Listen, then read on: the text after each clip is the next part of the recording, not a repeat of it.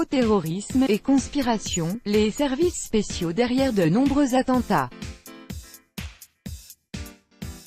Elias Davidson, ce chercheur en droit international indépendant, est persuadé que les attentats ayant frappé les capitales européennes sont souvent tramés par les services spéciaux. Dans un commentaire à Sputnik, il défend son point de vue, évoquant les marionnettistes et les objectifs militaro-politiques qu'à son avis ils poursuivent. Après chaque attentat terroriste, on incrimine les islamistes de l'avoir organisé. Quant au gouvernement et aux partis au pouvoir, ils ne tardent pas à annoncer les mesures qui dans les faits élargissent les prérogatives des forces de l'ordre. On peut dire que l'État policier se renforce ainsi. Cela à son tour limite certains droits de nos citoyens et, en effet, mutile notre droit pénal, explique à Sputnik Elias Davidson, ce spécialiste en droit international. Membre du mouvement européen pour la vérité sur les attentats du 11 septembre, il est convaincu que les attentats terroristes sont souvent des mises en scène orchestrées par les services spéciaux et, selon lui, dans le but de légitimer des opérations militaires dans différents pays et de serrer la vis à l'intérieur des pays. Poursuivant son argumentation, il souligne que ce qu'il vient de mentionner débouche sur la persécution des personnes pour leurs idées, le code pénal ne l'a jamais vu. Et maintenant, les convictions deviennent une partie du crime.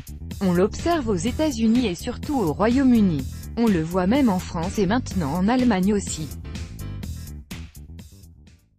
À la demande d'illustrer ses propos par des exemples, il cite à titre d'exemple l'Afghanistan. Les États-Unis et le Royaume-Uni ont attaqué l'Afghanistan sur un mensonge. Les mensonges, selon lesquels ce pays aurait été lié aux attentats du 11 septembre 2001, dit-il. Et de souligner que les preuves de cette implication n'étaient toujours pas fournies à ce jour, même devant le Conseil de sécurité de l'ONU. Attentats organisés par les autorités? Il déduit donc que la lutte contre le terrorisme poursuit d'autres objectifs que ceux annoncés, qui plus est, que dans la plupart des cas les attaques terroristes ne sont pas menées par les islamistes. D'après lui, cela concerne même les attentats du 11 septembre, résolument, c'était une opération planifiée au niveau de l'État, dont l'auteur est le Pentagone.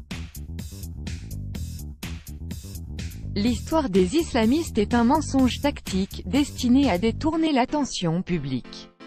Et quid d'autres attentats sanglants? Elias Davidson dit avoir examiné 15 attentats, dont ceux de Madrid, de Londres, de Paris, de Nice, d'Amman, d'Istanbul, et avoir déduit que tous ces attaques terroristes, à part une, étaient très probablement organisées par les autorités.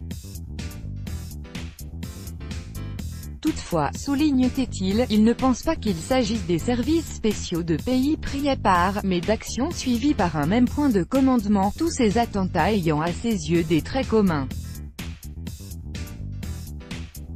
Cela peut être tout un réseau impliquant des services spéciaux étrangers, relate-t-il.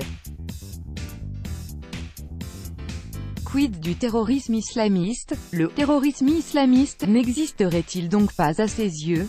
À cette question, il réplique en soulignant que le terme est erroné en soi et serait pareil aux « tortures démocratiques » de Guantanamo. Selon lui, les trois religions monothéistes sont pacifistes. Certes, ce phénomène existe par exemple en Israël, en Palestine, parmi différents groupuscules en Irak. Mais il est erroné de le qualifier d'islamiste, c'est dévalorisant pour l'islam. On peut se demander pourquoi les gens perpètrent des attentats? Ma réponse est que le terrorisme est motivé par des raisons politiques et non religieuses. La religion n'est qu'un prétexte pour ces opérations, conclut-il.